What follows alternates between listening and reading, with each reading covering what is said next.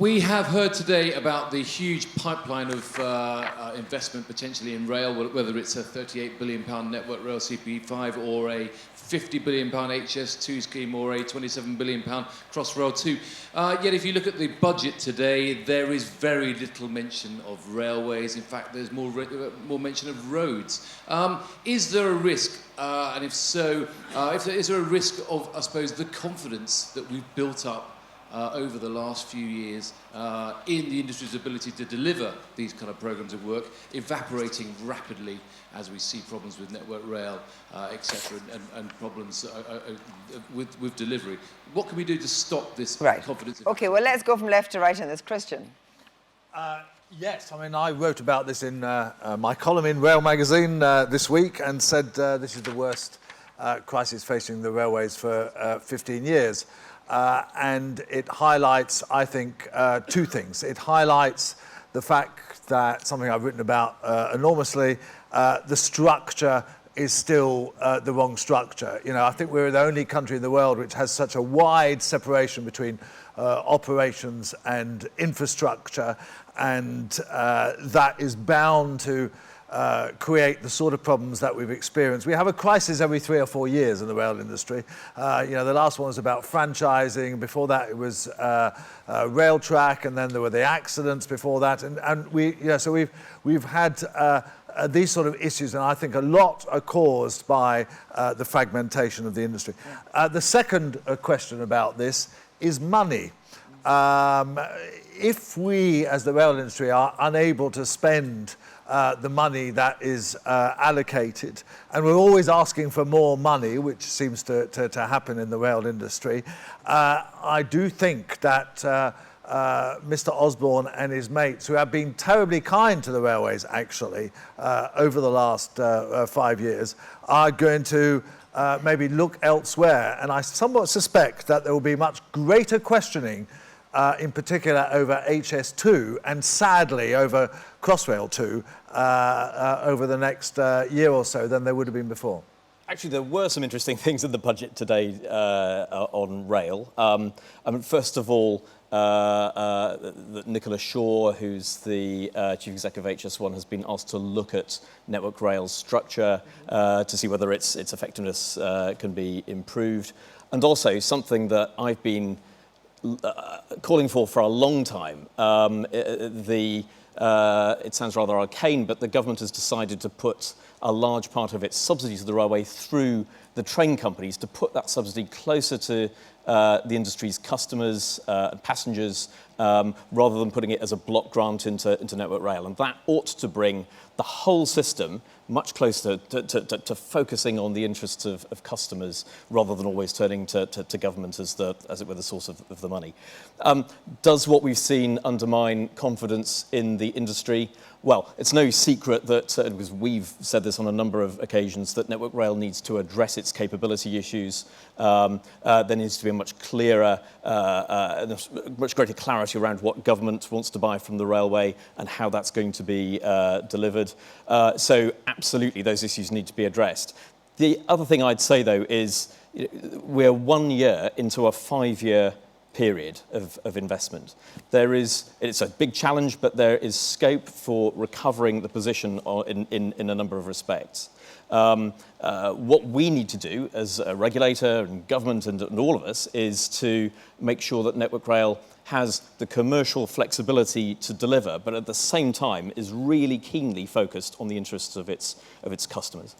In the education sector, in the last 30 years, there have been 61 different ministers responsible for vocational education policy. What we've just heard is that the government has only just decided to appoint a new chairman who's going to be working 4 days a week. And then the next breath, we hear that, much as I like Nicola, we're going to have Nicola going in to look at the structure. Why on earth do you appoint a new chairman to a business if it's not to actually go in, and the first thing he does is look at the structure of his business? He does not need the government to tell him that he's going to have somebody else to come in and look at it. And Richard Brown, who's in as Richard Brown, who everybody says is conflicted. Richard's not conflicted at all. Richard is deliberately appointed as the spy in the camp by government. So you accept the conflict from the outset, and Network Rail will accept that conflict of Richard being on the board. But the sad thing for me about this is that Network Rail and TfL, day in, day out, deliver millions and millions of pounds of contracts effectively.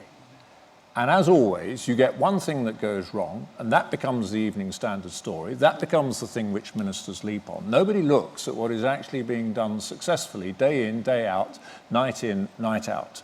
And in fact, I feel quite sorry for Network Rail at the moment. They've had a tough 6 months. So, an electrification project, its budget starts to go out. Surprise, surprise. When did electrification or a signalling project not last go over its budget? It's one of those things that happens. You can't start to pull apart a whole business simply because a couple of projects in a £38 billion programme, which is a massive programme, go over budget. No, John, this is a line that was given to me by Mark Khan a couple of nights ago at a function, and I really don't buy it. I mean, he started blaming the media about this crisis, which you know, I really think is completely misplaced. Look, Network Rail have messed up here, and I think you have to accept that they messed up quite big time. A lot of their milestones have not, I'd forgotten how many milestones it is, but half their milestones have not been met. They accepted a programme that they couldn't deliver. They realised they couldn't deliver a year ago. Were they right to pause electrification? Yeah, well, they had no other option. They couldn't deliver it. Right, okay, and if you take on a programme, you should deliver it. Come on, John. I think there is a danger of credibility and confidence being undermined when there is a gap between government rhetoric on the one hand and what happens in practice on the other. So, you know, as someone who used to be a long-time sufferer of a regular train journey from Liverpool to Newcastle, I was always a little bit sceptical about George Osborne's HS3, but then you announced the pause on electrification, and I think, you know, that sends out the wrong signals to the public entirely. You know, the Northern Powerhouse, which is effectively, we're now here, going to be powered by £30 million for Rail North. I mean, that's a big difference between rhetoric and actually what's going to happen and be delivered on the ground. Anthony's question, to go to it. Look, this is serious. I don't buy Christian's the worst thing for 15 years kind of analysis, but this is serious. But in my view, it's not just Network Rail. Network Rail, the priority I think we face is restoring some confidence in that organisation, because it's taken a battering. I don't think it's just one thing. It's got a whole programme that's slipped. But I do think we all have a bit of a responsibility across this rail industry to help steady the ship. And I include the train operating companies who, if you look at what they say, they're particularly unhappy with Network Rail performance. To Richard's organisation as well. I mean, it's done a good job. It's pointed out these things are coming. But what else could ORR do to help steady the ship? And also to our friends in government, who are the kind of client specifier. You know, and you take your TransPennine HS3 question, well, there's quite probably a specification problem here. Yeah. What actually do we want there? It's quite hard being the delivery people if you don't know the answer to that. Richard. Thank you. So I agree with what people have said about the railways day in, day out delivering reliably for a huge number of people, actually more people travelling on trains than at any time since the Edwardian age. It's where things go wrong that inevitably things hit the headlines. And actually, in some ways, rightly, because that's when people are frustrated if trains are consistently late or they're not getting the information they need to complete their journeys properly. So it's the test of reputation and the industry's capacity is often how it deals with those incidents. Are people looked after? And I'm sure Jim's right, there are more things that we can do to help. We look, I mean, essentially when I briefed the press recently on the missed targets and so on, actually people said, we're surprised that you're sounding upbeat about this, because don't forget, there is one of the things the regulatory regime gives is a degree of long-term stability to recover and deliver. And frankly, quite a lot of the targets where the Network Rail is currently off track, we believe they have a fair chance of recovering over that 5-year period. Let's move on to the next question now, and it comes from Nina Lockwood from Intuitive Research. Nina. My business is in people, so it's intuitive interim and executive search. I've worked with the rail sector for 2.5 years now, so I'm still very much a new girl, but I've loved every minute. I've worked in various different industry sectors, and I can honestly say, genuinely, I have never experienced such passion as the people in the rail industry have. Absolutely, every single person I've come up against. So, and today's been a great reminder of that as well, quite honestly. So I've gone native. I've been variously described as evangelical about getting people to come and work in the rail sector. However, when I have conversations, whether that's with my 12-year-old daughter, whether it's with teenage children of friends who are choosing their GCSE subjects, whether it's undergrads or graduates, or whether it's senior execs who come from different industry sectors, getting them to understand the excitement that is building in this sector for what the future holds is incredibly challenging. We're not competing with aviation, with automotive, with other aspects of engineering, because nobody out there understands how sexy the rail industry is. How do we overcome that? How do we promote ourselves Paul, it's been a better? recurring theme today, hasn't it? Well, unfortunately, I haven't been here today because Well, I've been responding on the It's been a budget. recurring theme of getting enough, particularly the young engineers or school leavers, young apprentices, different apprenticeship programs, getting women to come in as engineers. Yeah, no, and absolutely. I mean, sort of Nina's point about the passion of the people who work in the industry. I mean, I'm someone who has different responsibilities in the TUC, so I'm not an expert on rail by any stretch of the imagination. But when you speak to our members working in rail, when you speak to the activists and reps, they are passionate about the jobs they do, and they're proud of working on the railways, which actually is a really good starting point, because that's not the same that you could say in lots of other sectors as well. Partly, I suppose, I would argue, it's about harnessing that passion and that commitment and that pride to go out and to sell the industry. And I think one of the frustrations that unions in the sector have, and no doubt that there are people in the room who have frustrations on both sides of the table, is that we don't, for example, I mean, the relationships that we would have in a sector like automotive sometimes feel very different than the relationships that unions would have with employers across parts of the rail industry. Now, there are always exceptions and differences. There's lots of reasons for that. Some of those personality driven as well. Yeah, so some of it will be personality driven, but some of it, I think, is, quite often, that sort of pride, that passion, the commitment people have in the railways isn't tapped into and isn't harnessed. And so I think we would be looking for more opportunities to engage our members. And so, for example, we've done this in a very practical way down at Holland. From the Unite, the union is now sitting on the rail supply group. We've made the case that actually the union should be part of the rail delivery group, but actually moving the relationship with unions beyond. I mean, there'll always be the bread and butter industrial relations type issues, but I would like to see unions involved in the big strategic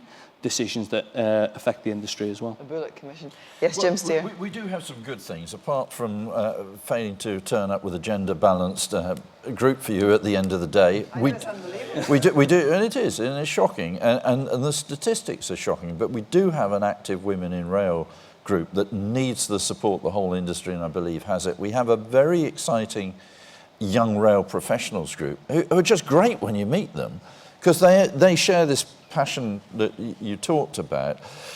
I do think some of the problem is it looks like something, and it is something, that came from a century or two ago, from your grandfather's generation. And this is a problem for quite a few industries. Even engineering infrastructure, building bridges, building new viaducts, building, Yeah, we don't really have a culture in this country of considering building things visibly. John will know this stuff well. It is appreciated. I mean, I just spent some time in France over the last few days, and the difference. Grand Projet. Well, no, never mind Grand Projet. Good engineering. Well, look, we've got good engineering. A new bridge across the Forth. That's great engineering, and people are loving it and desperate to see it. Yeah, but this, you can't grab this problem halfway up the hill. It starts, and all the research shows, it starts at 7 and 8, and maybe even younger. It starts the day that, in fact, the girl gets given the toy, the doll, and the boy gets given the set of bricks and the Lego. And all the research shows that what influences children the most in their choice of career is the parent, and then secondly the teacher, and then thirdly their peer group. Teachers are still saying to the majority of children in this country at the moment are told the only way you will get ahead is by going to university. Mm-hmm. There is no alternative. The word apprenticeship, I suspect most teachers don't even know how to spell it. And in fact, and that is partly our own fault, because we went through 10 years of we've got to have 50% of people going to university. disaster. And we completely forgot about the other 50% of young people for whom university is not the right answer, but for whom a vocational career is the right answer. Most employers would like to get into schools, have great difficulty in getting into the schools because the teachers have got more than enough to do, and fitting in visits from employers coming into schools to talk about careers. We don't approach careers properly in this country at all. And what I would argue for is that government gets out of training. That is the responsibility of employers. And one of the best things that's happened today is the government has said there should be a levy. Absolutely right. If employers aren't prepared to do it, then bang a levy on. And in fact, that education should be the focus of government, and leave training to employers. Make sure that we're giving the right education. We're spending the money on careers advice from the age of 8 to 12, because that's when the key decisions are made. If by 12 you've decided maths is too hard, it's going to be very difficult to go into engineering. Yeah. Christian. Yes, there's two things I'd like to lay at the door of the rail industry in this. First of all, there's diversity. I partly blame myself. I've written a column for Rail magazine for 20 years, and it was only a few weeks ago that I wrote the first column on the fact that there's so few women and black people in the industry. And the reaction I got to that was interesting. A lot was supportive, but there were still people who wrote in and said, oh, why are you talking about women? This is not the problem. You shouldn't be writing about that sort of stuff. The second thing that I lay at the door of the rail industry, actually, is that there's not enough promotion from within in a career structure. And at BR, a lot of people, everybody started as a sort of apprentice of some sort, and then did, if you read Gerard Fiennes' book, which I've just reread because we're doing a digital version of it, I tried to run a railway, and it's all about his early career. One day he's running he's an assistant station master, the next day he's running a goods depot, the rail industry could do a lot better about that, about promoting people within. I mean, when you talk to the guards on the train and you talk to the ticket collectors and stuff, these are often very bright people who you think, why have you not got a career structure that can bring you up? And I think the rail industry really needs to look at its own staff a lot more before anything else. Hard to know what to add because a lot of the points have been covered. I mean, so number one, the railway family that you joined, it's the strength and the pride and I've worked in all sorts of industries, and it is really a striking feature of rail. A lot of that pride comes from serving customers and making sure that people are well informed and are looked after when they're travelling, and we understand that falls short sometimes, but actually the people are fully committed to looking after passengers. But it runs right across the whole of the rail family. You've got people who are there as to work with people. You've got others who are on the engineering side, thinking about how you keep the trains reliable, how you design in the new technology into train control, for instance, and the civil engineering side as well, which we're seeing with the current investment programme is incredibly exciting. The thing I think I'd highlight, and I won't repeat it because Christian's covered it really well, is the diversity issue. It's a very strong railway family. We've got to make sure that it's not an exclusive railway family and draw other talent in.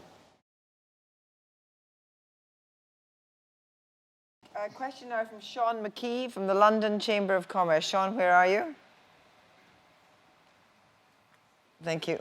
Looking to the future and trying to position rail as a solution and an enabler, looking at things like congestion, quickening the commuter journey to cities like London, and also indeed opening up areas for development for housing. Should we or could we look at reopening lots of the disused railway lines that crisscross this country? Okay, let's pick that up, please, with Jim. Well, my own feeling is that the position of rail within the wider transport system, and I come to the wider points, has increased dramatically over the last 15 years.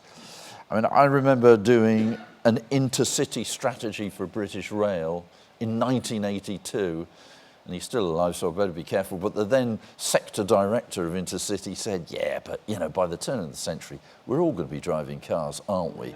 And that was still a view in 19... Come on, who is it? Well, never mind. But, I mean, the point is, that was the kind of view. That is no longer the view. Rail is increasing in its share, and lots more is being done with it. We can do more. We have a huge problem just responding to the capacity on the places and corridors that we know, city centres, intercity corridors, some bits of freight. We've got to also think about doing more than that, which people instinctively start saying, well, we could open a railway line somewhere. Well, never mind reopening a railway line, ask yourself the question, where does rail not actually address transport problems this country faces? You could think of, say, the M25, travelling around these places. They're only going to grow by another 3 or 4 million people, as we've heard. Are we really going to just end up banging more and more people in and out of the middle of London and leave the rest of the southeast? I mean, it isn't going to work. No. So we've got some immense challenges to face, and we can do much more, I think. Paul. Yeah, I would just echo that point. I mean, I think that absolutely, I mean, a priority for our unions is thinking about an integrated transport system, and there'll be areas where we have deregulated bus systems up and down the country that just don't work for local communities, don't work for people trying to get to work, and incredibly expensive and inefficient. Should we have an integrated transport? It was raised today. Should we have an integrated transport authority? Yeah, another Quango, but we'll at least run with people with passion. We don't necessarily. What we fail to do in this country time and time again, and I argue this about projects, but you can argue about a business and you can argue about our forward plan, is we don't spend very long on asking the why question. We love to get into the what and the how, and we don't inform the public, we don't enable the public to take part in these debates properly by giving them the facts, giving them the menu, if you like, of choices, and helping them to understand that nothing comes for free. You have to make hard choices at the end of the day. You have to decide what you can afford, and you can only decide what you can afford once you've been given the options and the choices. Railways are expensive. They're not going to be the absolutely right solution everywhere, but we need to examine that for the next 50 years and then make some decisions which we don't re-look at every 5 years. Richard. So John knows I strongly agree with that. I think, well, first of all, we need to look at the way the public are involved, the way customers are involved, the way railway planning for the long term reflects the needs of local communities, businesses, and people that use the transport system. I think the same is true on the roads, incidentally. So we've recently taken on the remit of monitoring what Highways England does. At the national level, the fact that you now have a 5-year framework for Network Rail and also a 5-year framework for funding framework from government for Highways England means that you move to a position where those two sets of decisions can be taken in a joined up way. You can think about where it's worth spending the extra pound in rail as opposed to road and vice versa. At the local level, it always puzzles me that decisions are taken so centrally on investments that are really fundamental to the shaping of local economies. And we've seen the changes in London as TfL has taken more power over its ability to invest in road and rail and buses.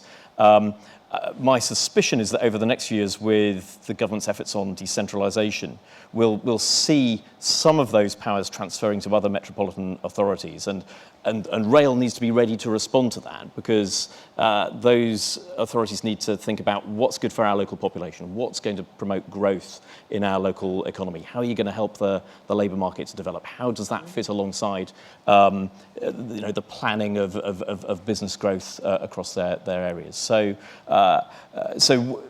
as public authorities, we need to be ready to help people to think about those choices. And the rail industry needs to be ready, as do other industries across transport, to respond to that. That's dead right. Yes, no, I think the point about devolution there is dead right. If local authorities had more money and more control over their money, they might embark on schemes that involved a reopening or creating new lines. I mean, Lewis Uckfield is a very obvious one where, you know, there's a real necessity to do it. Would giving more money to Sussex, East, might not, but it might well do, result in the reopening. In London, there are several lines that could do with reopening. Look at the success of London Overground. What the wider point, though, raised by Jim, I think is correct. You know, we never sat down in all this, and this is my reason for my opposition to HS2, which we might go into at some stage, but we've never actually sat down and said, well, this town is rather poorly connected with that town. It could really do with some transport improvement. There was something called the multimodal studies that John Prescott initiated, but they died the death because there wasn't the money to deliver them, and the SRA died, and there was no planning. But gosh, that would be a good idea. And say, well, you know, town X and town Y have really poor connections. Let's build a tram line or let's build a railway between them. And we've never done that. No. We have time for one final question, and it comes from Linda McCord, who was on the platform a little while earlier, from Passenger Focus. Linda, your question, please. If I think back to 30 years ago, working live, there was no such thing as the internet. Actually, we spoke to colleagues instead of sending emails. So technology changes very quickly. It's changing even quicker today. So in thinking of a 30-year vision, how can you ensure that there's future-proofing when things can change very quickly? Future-proofing. Is there such a thing nowadays as future-proofing? Things move so fast. Very quickly, Christian. I'll say something about that. Two things. Actually, 30 years ago, we were driving cars around. We travelled lots, not quite as much on trains. We took planes when we went to America. We took the occasional ship a bit more. But actually, there isn't that kind of revolution that you think there. Of course, a lot of other things have changed, but transport hasn't changed that much. And the next 30 years ahead, people talk about driverless cars. Well, actually, I don't think that driverless cars are going to be happening in my lifetime in any big way, because at the moment they can't detect snow, they can't detect heavy rain, they can just about detect somebody running in front of them, but then they stop very jerkily. They're bad in fog, so. The internet, well, Skype has not taken over, connection, wanting to see each other. Of course, there will be changes in relation to technology, but they might not be as radical as some of these kind of blue skies thinkers think. Maybe I'm just an old hack, and maybe I'm a bit negative about it, but... Richard. I think the planning system across railways, whether it's the franchising or on the infrastructure, needs to be more alive to this, I think. On the infrastructure side, you do start to see potentially very significant developments in signalling. I think they were discussed this morning. In fact, Mark Kahn talked about them, the digital railway and so on, which potentially mean quite profound changes for the way capacity is used, for the way we potentially deliver more trains to reduce overcrowding, and big changes to the way the system's operated. In franchising, well, there are equivalent issues there because, of course, if you've got different signalling, you need the trains to be operated differently. My suspicion is that we've only been partly successful in really reflecting the potential for technological change across the industry. I think if you look at the way consumers' expectations have changed because they can shop online, they can bank online, and all the rest of it, and the way they get information fed through to them.